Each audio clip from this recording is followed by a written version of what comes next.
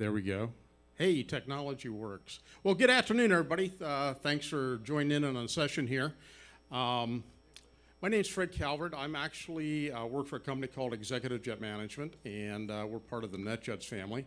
Total worldwide, we have about 1,300 aircraft based around the world, and all corporate aviation. And my role there is I'm an air safety investigator and also the head of our Director of Safety Insurance, which includes all of our flight data monitoring programs. And so what I'd like to talk to you today about is how folks are starting to, and if you're real-world pilots in here, how you can, when you're going to a new airport that you've never been to before, use flight simulation to actually familiarize yourself with it. And hopefully, you don't get there the first time and you start seeing stuff and you say, oh boy, where's the airport? So it's a very good tool for that.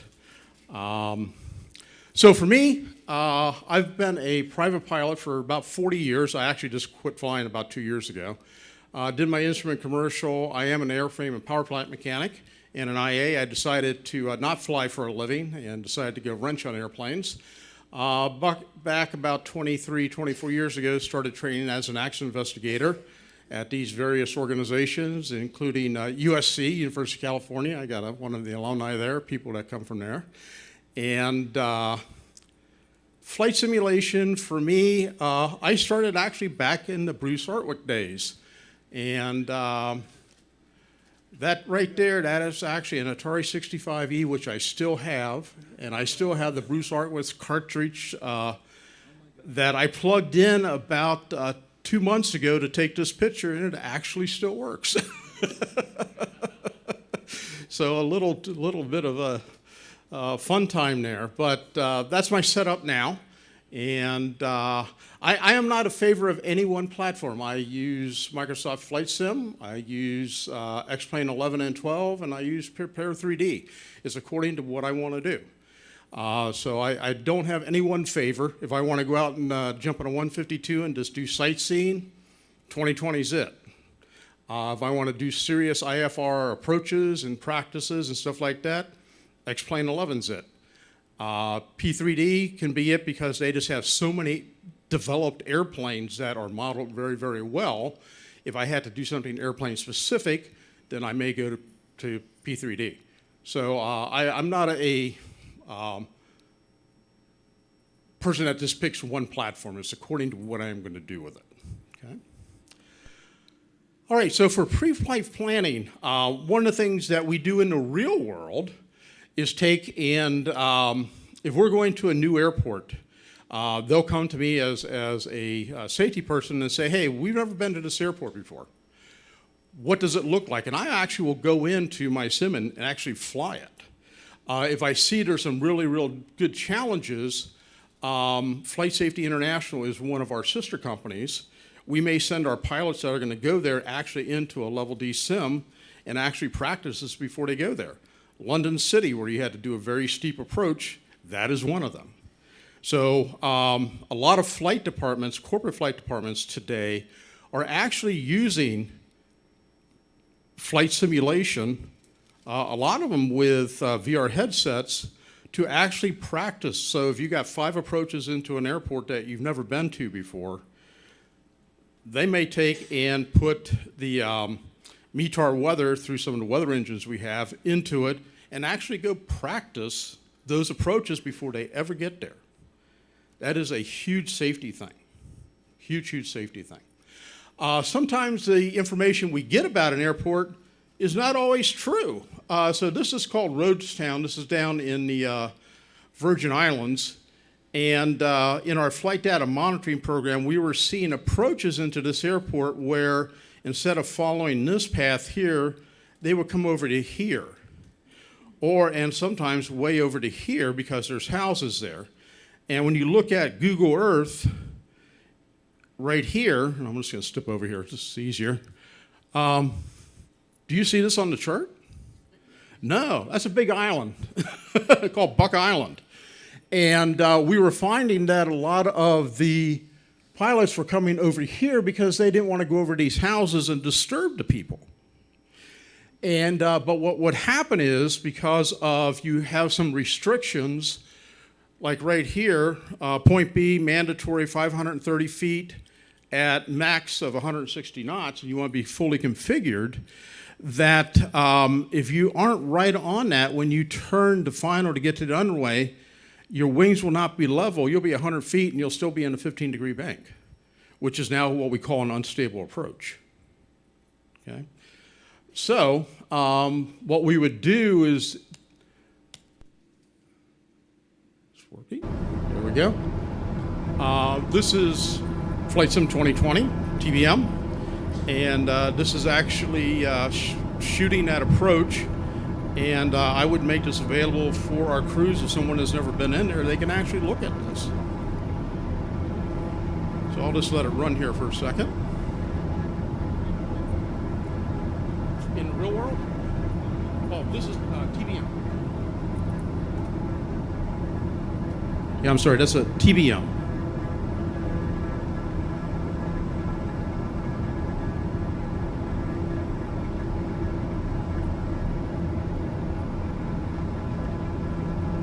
And there's that first turn.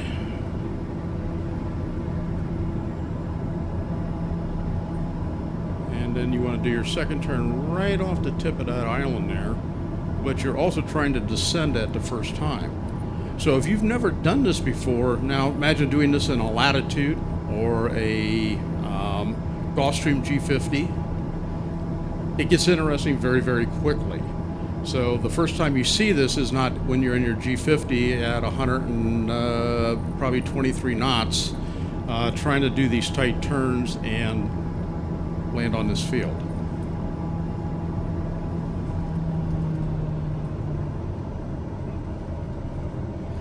No, I think I'd have to look it up. I can go back to the thing here in a second.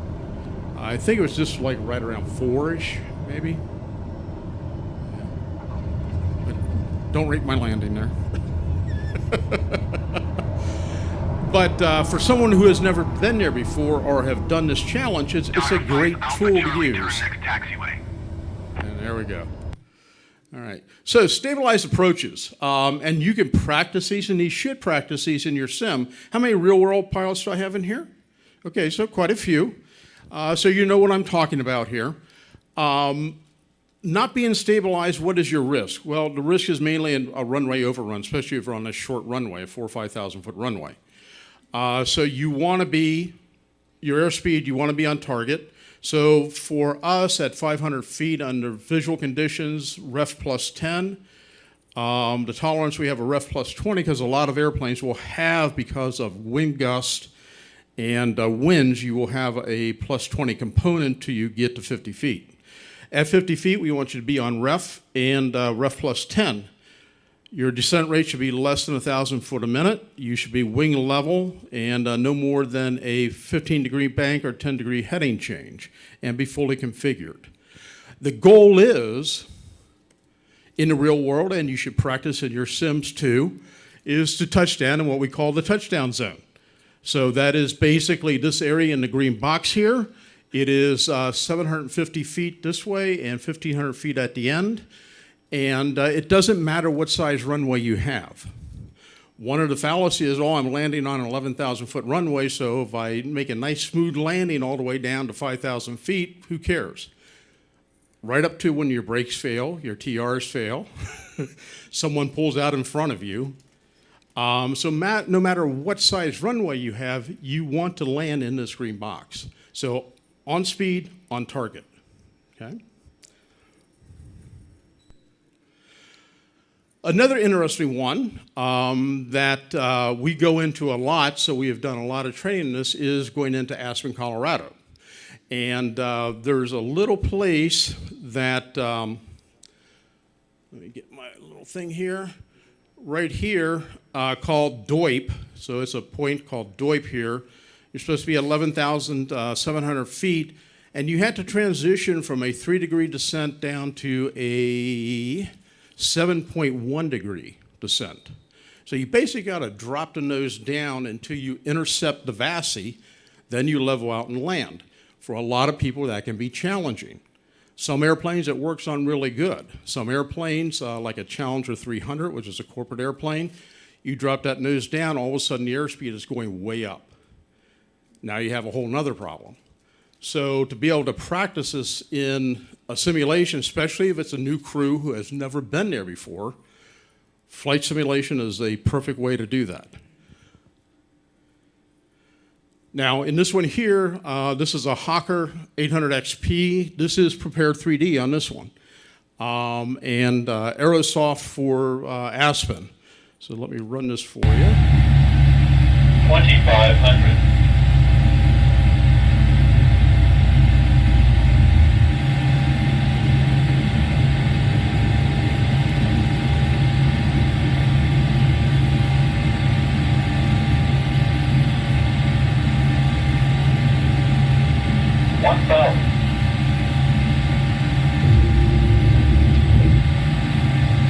So at DOIP, you do want to be fully configured.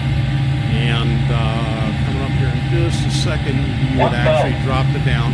And it's only 3 degrees, 3.5 degrees difference, but it can make a big, big difference in the way you visually see the airfield, especially if there is snow.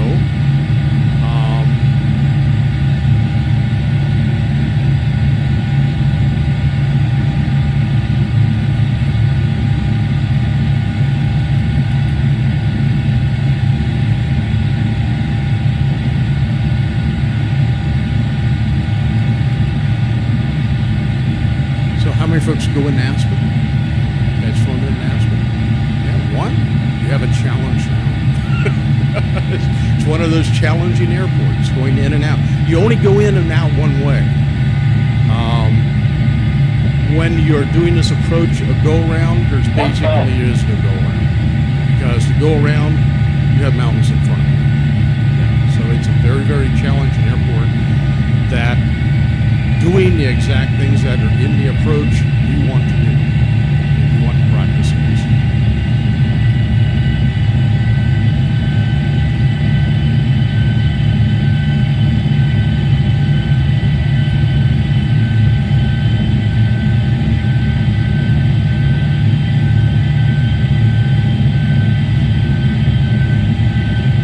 Say that again.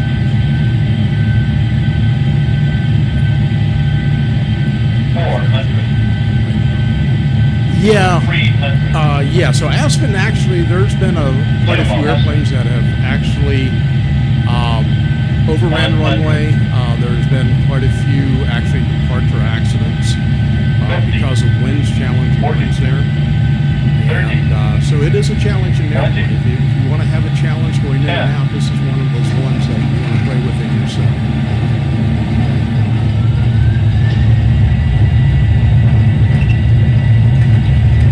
Oh, well, I've actually had to do one at Aspen in my career, so yeah. Had a crew actually land in the grass in the snow on this one, and totally missed her. It was a visual illusion. It was an actual visual illusion that caused it. Yeah, that has happened.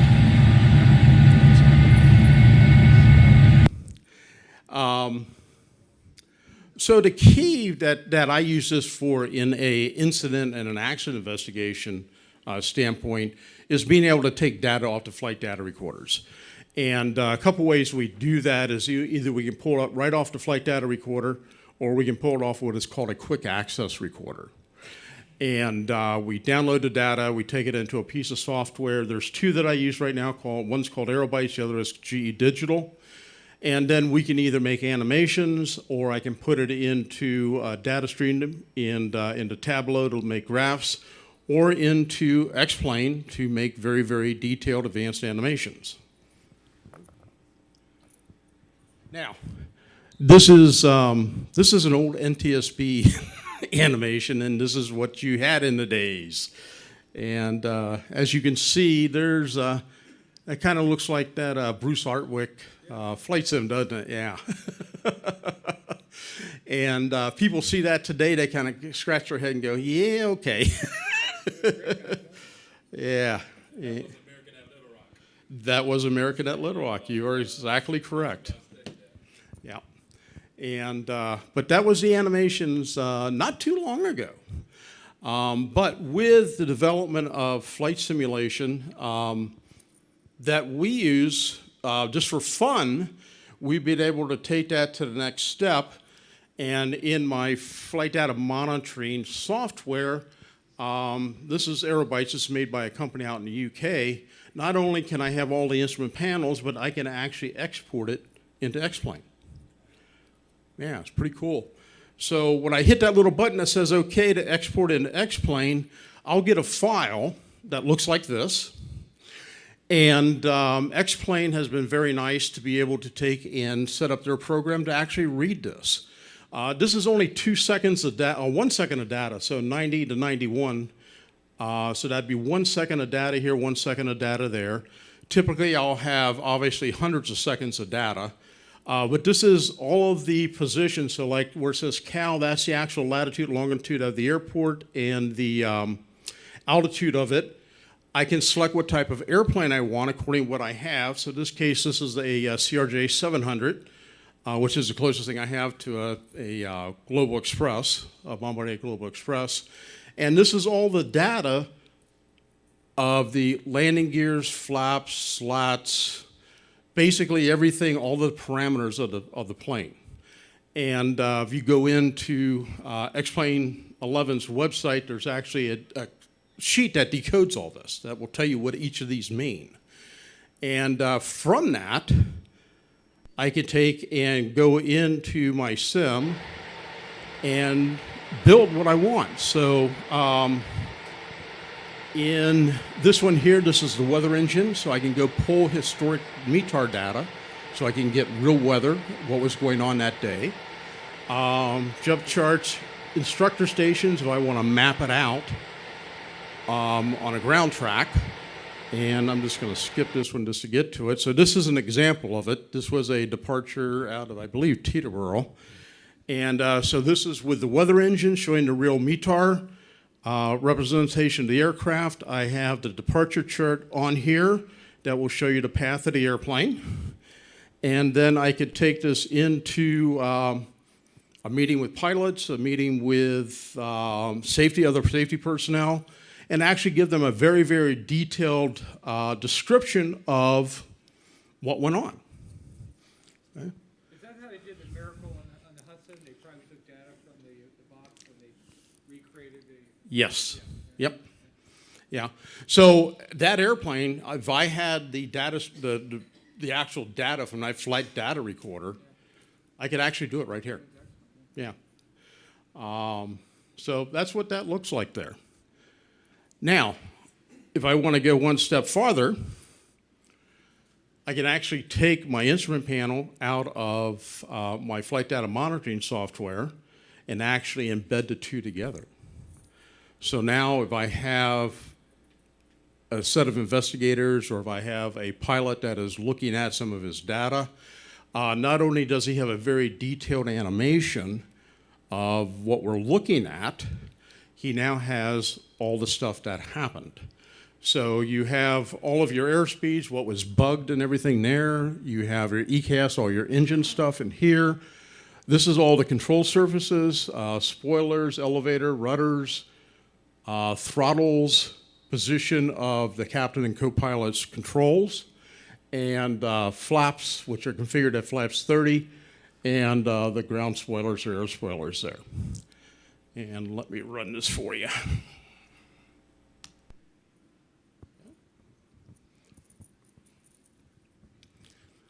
So now, what do you prefer? The old, yeah, just the green grass look, or this here? Yeah, yeah. This is much better, more visually pleasing, and it really gives you an idea of what's going on. This is X-Plane 11. It is with Orbix software. This particular airport is an Aerosoft airport, so it's a very detailed airport. And CRJ 900 by simulation. And so you can take and go from the days of having just this little blobby thing on the screen to having this today. So it, To a very minor extent, cars and computers, they have that now, right? Don't they have cars and recording? yes, That we have access to, not very minor. But yeah. And that's a big thing. If you have a car accident, the police can actually download the event recorder out of your car now. if they have it, if they had a simulator, they could actually. They do. They actually have. Oh, really? They could, Yes. Yeah. Your word against the simulator. Yeah. It's pretty interesting these days. So. Anyways, you'll see the airplane touch down. You'll see the spoilers pop up here in just a second. The only thing I don't have mapped on this is the deployment of the thrust reversers. But that's how it works. So it's a much. Yeah, it shows it down there, but I don't have them popped up on the little airplane. Yeah, I forgot to go in and tell it to do that. When you do accident investigations, and the pilot writes down what he thought happened, and you show him this, there's sometimes a conflict. And not that the pilot is lying, but the human perception may be different or something. That is correct. Yeah. Yeah, I did a study on flight control checks after the Bedford accident. There was a Gulfstream in Bedford. I think it's Connecticut, is it? Bedford? And yeah, Bedford, Massachusetts. And so we actually went back and I wrote the company that makes the software for our flight data monitoring. They helped me write a script to be able to check if flight control checks are being done every time. And when we got done, we saw a couple airplanes that every once in a while we didn't see something. And when we took and contacted them, they just couldn't believe it. And so I put some of this stuff together like this, sent it to them, and I got an email back that said, "Thank you, we understand," and it never happened again. So what we do with this here, with these type of animations in the real world, taking what is a hobby to a lot of us and putting it into the real world, actually can save lives. Can actually save lives. And this is just another view of the same landing. So you can do different views if the pilots want to look at it from a different perspective. My daughter driving the car, if I can play it back to her. Yes, you could do that. You could do that. Okay. All righty. So let's see here. Yeah, we're doing pretty good. We'll keep going here. The other thing I can do is take that same data and map it over Google Earth. And that way, if there's a specific approach, if we see that it's not working out real well for some reason, or if ATC gave us something different, we can actually look at it and have a meeting with our ATC friends and say, no, you told them to do this, and that's what they did, even though you don't remember telling them to do that. But from the data, we can look at, when they brought the gears down, when they're fully configured with flaps. Go over to the side a little bit. And what their descent was when they actually touched down. I can actually tell you exactly where the airplane's main wheels touched down. Okay. And if I get a little bit more detailed one here, you can see that there were VREF plus 5 there, 50 feet there where the main wheel contact, nose wheel contacted, the reversers were deployed. All that information is there, and we can look at it. All right, so I got a trivia question here real quick. Why do airlines not serve Lay's potato chips or any other type of bagged potato chips anymore? Yes, sir. Pressure differentiation. What's that? Pressure? No. Worth a shot. It's close, though. It does happen. If you don't put a little hole in them and they get pressurized, they do blow up, yes. Yes, sir. There are a lot of volume for not very many calories. That too. Now, Pringles are okay because they're processed. Their potatoes mashed up and processed. Get a kickback from Pringles. Yeah, that's it. They get a get back fresh. No, what we found out actually, this is a piece of airline carpet, and these are fire blocked because they're required to be fire blocked. All the interior of an aircraft are fire blocked. I could take a blowtorch to this, which I did right there, and it will not catch on fire. But when they were serving Lay's potato chips in airplanes and people would eat them, and then what would they do? They'd wipe it on the seat, you know, or on the back of the armrest or stuff like that. Yeah, they do that. What we found out is that the oils and the chemicals they use in the potato chips actually will defeat the fire blocking chemicals that we use to fire block the airplane. Yeah. All that millions of dollars of research to fire block an airplane, and a bag of potato chips defeats all of it. How have you found that out? They do actual accidents? Yeah. Not I did, but they did find that out because a lot of seats were catching on fire, and when they looked at it, it's basically people, after they eat the potato chips, they didn't have a napkin, they would wipe it on the seat. So are you trying to say flight sim pilots can't eat a bag of chips at their home? Well, you can have a bag of chip at home.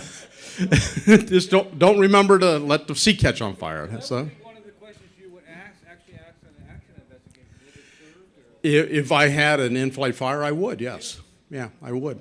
Yeah. Okay, let's see here. 26. I'm doing pretty good. All right. So, accident investigators, the king tent kickers, what I call them, or what we're called. We're actually really trying to put ourselves out of business. And the reason we're doing that is because we're trying to redefine the role of an aviation safety investigator, okay? And so according to the International Society of Air Safety Investigators, which I'm a member of, an air safety investigator, a person who is or has been actively engaged in investigation, aircraft accidents or incidences, or in an accident prevention activity designed to identify, eliminate, and control aviation hazards before they result in an accident incident. And that is really what the role of the investigator is becoming today. We have so much data that is collected on the airplanes because of the newer electronics, because of quick access recorders, because of flight data recorders that are enhanced now, that we can pretty much tell you everything the airplane was doing. And that's a good thing. That's a good thing. One of the challenges, though, that we have is getting people to do this stuff. Is getting people to do this stuff, okay? Go here. So basic qualifications for an investigator.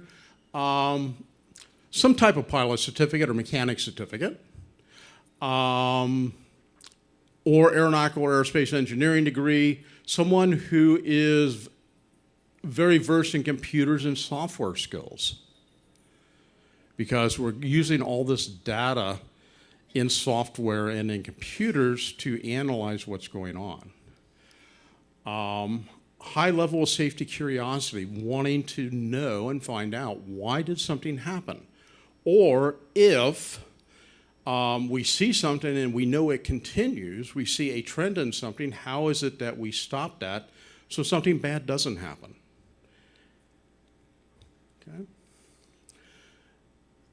Good public speaking skills, that helps because you got to be adapted to the audience you're talking to. And I put in an interest in flight simulation because it is a very, very excellent investigation tool these days with all of the data that you have and the advances in flight simulation software that we use every day and take for granted. Fred, what is coming in about mental fatigue? Knowing, I see people on TV at accidents looking at the different, sometimes a plane is just like little pieces, just looking at different pieces. Is that part of your job, looking at the structure, or who looks at that? As far as medical fatigue in that? Mental fatigue? No, actually, there's experts. So in an accident investigation, we work in what's called a party system. Okay, so the only one that is actually guaranteed by law to be part of an NTSB accident investigation is the FAA. Okay, matter of fact, 80% and 90% of the accident investigation that is done, NTSB does delegate to the FAA. But they are the only one by law that is guaranteed that to be there. Everybody else has to apply for what we call party status.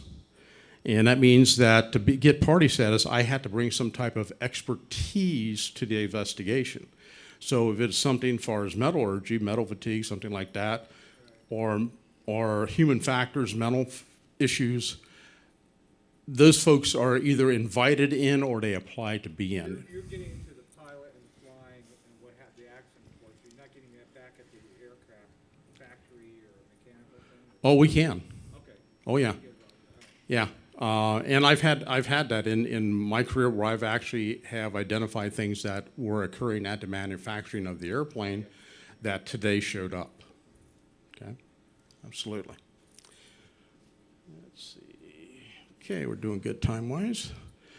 All right, so for investigator training, so for some of my parents in here or some of my younger members in here that want to take their hobby of flight simulation to the next level and actually make it a career. And as far as investigation, my friends here at USC, there we go, and Viterbi School of Engineering out in LA, Embry-Riddle Aeronautical University, MITRE Institute, and Cranfield University over in the UK. I have gone to all of these schools. And over the last 20-some years, and very, very good places to go. I apologize, my friend at USC, I don't have any pictures from there, but I do have from Embry-Riddle. This is Embry-Riddle Aeronautical University down in Daytona Beach, and actually that's the student union there that they built this about 5 years ago, very beautiful facility. This is actually their accident investigation lab out in Prescott, Arizona. And there's about 30 actual real accidents that occurred that the university was able to get the wreckage for and actually set it up back out in the desert where it's not going to rot away. But we go out there and we actually do investigation on it. This was an R-22 that the young lady that was flying it pulled up on the collective too high, and unfortunately the rotor will do this, and it came back down and hit the tail and chopped the tail off the helicopter. Yeah, and unfortunately she perished in it. And yeah, that's me at about 320 pounds. And so it is a unique opportunity. International Society of Air Safety Investigators is a group of us that get together every year that it's been around for a long, long time. Just had our 50th anniversary. And one of the things that we do, we have an annual conference, which is going to be in September in Nashville this year, but we do have a student mentoring program. So for students that want to get into engineering or aerospace engineering, there is a scholarship program and an engineering mentoring program that you could apply to be in, and that's some of the students from last year. And we asked them to present papers, but they do have other members who have been accident investigators for many, many years that will help work with them, help mentor them, help them find ways to get scholarships to get through school. And in your own backyard. Like I say, some of us are real-world pilots here. I was a real-world pilot. That's actually my youngest son when he was about a year old. And you see, I got him with an airplane right in the beginning. And he flew with me for years. And now he's actually an AMP. He actually works for the same company I do now, but he worked for GE on wing, and that's him with a GE90 he was installing on the 747 test bed that GE has. And yeah. And now two of his daughters, he's got in the cockpit of a citation there that he's teaching them about aviation. So we are the ones, even if we're just doing simulation with our children, that have the ability to spark a career in them. And that's very powerful. It really is. The whole goal of this, the whole goal of understanding why things happen is to prevent this, What we're trying to do today in the world of investigation is get young people or people that are looking at career changes, which I did, to be interesting in being able to analyze data, use simulation to look at it, to teach other people, so that we never have another family like this one here. And I put this up here because they are friends of mine. I've known them for a long, long time. Their father was one of the passengers on this airplane. Alex and Sydney, they were under a year old when this happened. And David and Sarah. This was the memorial that was set up. This is out in Pueblo, Colorado. This was a citation accident. And growing up with them and being a part of their lives over the years, that's actually me explaining to David and Sarah actually what happened to their father's airplane about 2 years after the accident. They are all grown up now, and because of his interest in trying to keep keep it from happening to someone else's family, Alex now is actually in school to be an aeronautical engineer. He's in a citation latitude here with a factory pilot at Cessna, that part of the intern program. But I challenge parents here, I challenge young people here, very honorable profession, it really is. You can take your love of computers, which a lot of you probably have, a lot of flight simulation that you have, and actually turn it into a career that can literally change someone's life and keep something really, really bad from happening. Most people don't realize when people think of there's an airplane accident, yeah, there was 10 people on board, 10 people have perished. That's not the whole story. The whole story is if you take a 777, which can hold up to 388 people, and just to do simple fuzzy math in my head, if you have 350 passengers on that airplane, each of those passengers on a typical family have 15 other family members. That means in that accident, over 5,000 lives are changed forever. Their reality is different for the rest of their life. What we do with our love of flight simulation, for my younger folks that are in here, like say parents, if this drives you to a career in preventing this, look at what a change you can make. Okay? All righty, let's see here. How am I doing? 37 minutes. Questions? Yes, sir. Can you expand a little bit on how the knowledge and the insights you gain from doing the investigation, the conclusions you arrive at, actually lead to better flying? Okay, so the question is, how do we take information we learn when we do an investigation or the data out of flight data recorder and actually change something? I wish I had an example of it here, but I'll give you an example.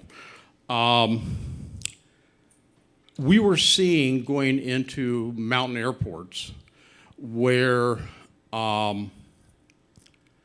the airplane would, let's say this is the mountain and here's the airport. A normal approach, and this would be at nighttime, a normal approach was you would go out to the initial approach fix at the right altitude, make a turn, and line up the runway and land. Very stabilized approach. What we found out in our, what we call our GOM, our General Operation Manual, and our SOPs, our Standard Operating Procedures, we had nothing in there that says pilots could not cancel IFR, do visual, and instead of going out to the initial approach fix, we were seeing them come in this way and actually doing S-turns in a Gulfstream like we would do in our 152 to lose altitude and to lose airspeed. Number one, not stable. Number two, not very comfortable for the passengers. And just quite frankly, it's outright unsafe. We were able to take and look at the flight data and say, you know what, that's not going to work. But then when we examined ourselves, we found that, well, we really didn't have anything in there that says you couldn't do that.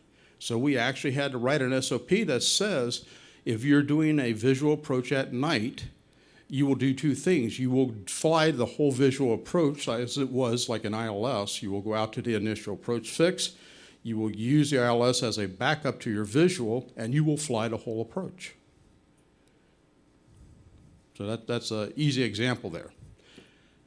Yes, sir. So one of the things, sort of tying in with that, is the FAA has what's called a FAS team, and they often have safety seminars.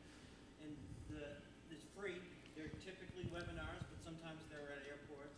And you can go on to the FAA's website. Yep. You can find out where these seminars are. You can attend. You don't have to be a pilot. You can go onto the webinars, and it will enhance your understanding of what's really happening, and it will also enhance your flight safety. Yeah, so they call that the FAA FAST team, and they have meetings all around the country, and you don't have to be a pilot to go. You just kind of get on the FAA email mailing list, or you can go on the FAA website and look at where they're having the FAST team meetings at, and you can attend those.